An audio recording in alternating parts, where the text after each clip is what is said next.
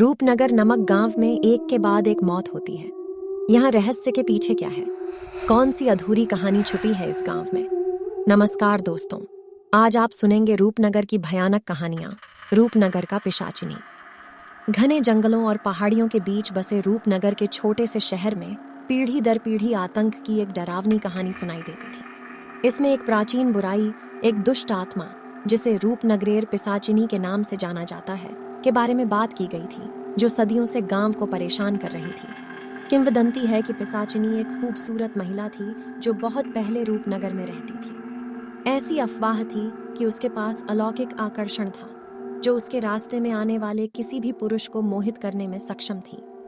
लेकिन उसके आकर्षक मुखौटे के नीचे एक भयावह रहस्य छिपा था। उसने सत्ता के लिए अपनी मानवता का व्यापार करते हुए अंधेरे की ताकतों के साथ एक काला समझौता किया था।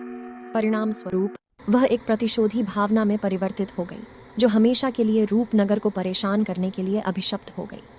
चांदनी रातों में ग्रामीणों ने पिशाचिनी की भूतिया आकृति को देखने का दावा किया, जो सफेद कपड़ों में लिपटी हुई सड़कों पर घूम रही थी। उसके बाल लंबे और बेतरतीब ऐसे लहरा रहे थे मानो किसी अदृश्य हवा से उड़ रहे हों।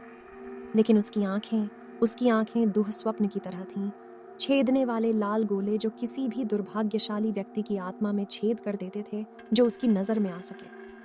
कहा जाता है कि पिशाचिनी का पहला शिकार अर्जुन नाम का एक जिज्ञासु युवक था। उसकी अलौकिक सुंदरता से आकर्षित होकर उसने जंगल के बीचों बीच जाने का साहस किया, जहां माना जाता था कि वह रहती थी। वह कभी वापस नहीं लौटा। अगली सुबह ग्रामीणों को उसका निर्जीव शरीर मिला, जिस पर भयानक चोट के निशान थे और उसके चेहरे पर भय का भाव झलक रहा था। जैसे ही रूपनगर में डर फैल गया, गांव के बुजुर्ग अपने शहर को द्वेषपूर्ण भावना से मुक्त करने का रास्ता खोजने की बेताब कोशिशों में जुट गए। यह अफवाह थी कि पिशाचिनी की शक्ति एक शापित ताबीज में निहित थी, जिसे उसने जीवन भर पहना था। ऐसा कहा जाता है कि ताबीज जंगल के मध्य में एक लंबे समय से भूली हुई कब्र के भीतर छिपा हुआ था। एक बहादुर आत्मा, मीरा नाम की एक युवा महिला, ने पिशाचिनी का सामना करने और उस अभिशाप को समाप्त करने का फैसला किया जिसने पीढ़ियों से उनके शहर को परेशान किया था। एक प्राचीन पुस्तक और पवित्र जल की एक शीशी के साथ मीरा जंगल में चली गई।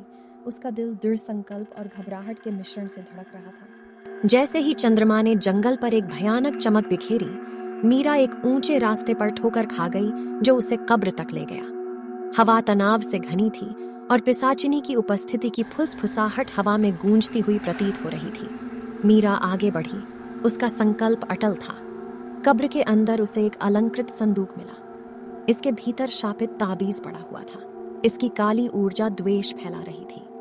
हाथ में प्राचीन पुस्तक लेकर मीरा ने पिशाचिनी की आत्मा को हमेशा के लिए दूर करने के लिए एक मंत्र का पाठ किया। जैसे ही उसने ये शब्द बोले, ताबीज हिलने लगा, जिससे एक भयावह रोशनी निकली जिसने कब्र को अपनी चपेट में लिया। अचानक पिशाचिनी मीरा के सामने प्रकट हो गई। उसकी आंखें क्रोध से चमक उठीं।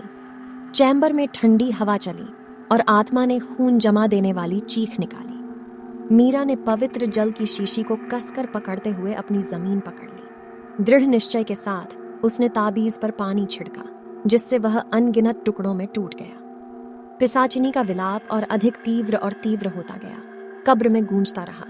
जैसे ही ताबीज का आखिरी टुकड़ा बिखरा, आत्मा ने पतली हवा में बिखरने से पहले एक आखिरी कान फाड़ देने वाली चीख निकाली। जंगल शांत हो गया और कब्र पर एक भयानक सन्नाटा छा गया। मीरा रूपनगर पिशाचिनी को निर्वासित करने में सफल रही और उसके आतंक के शासन को हमेशा के लिए समाप्त कर दिया। जैसे ही वह कब्र से बाहर निकली, भोर की पहली किरणों ने आकाश को रोशन कर दिया, जो एक लंबी कष्टप्रद रात के अंत का संकेत था।